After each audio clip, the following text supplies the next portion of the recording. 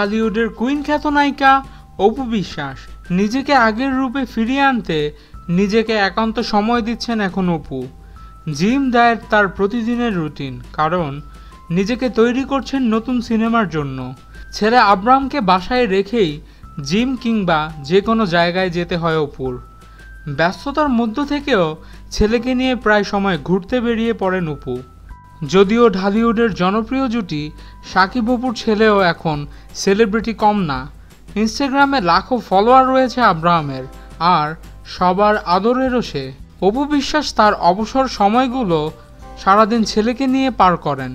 অপু জানালেন, সকালে আব্রাহাম ঘুম থেকে ওঠার পর ওকে গোসল করাই, সময় মতো আব্রাহামকে খাওয়াই, আর যা যা প্রয়োজন তা করি আমি। অপু বিশ্বাস আরও বলেন, আমি একজন অভিনেত্রী, কিন্তু তার আগে এখন আমি একজন মা।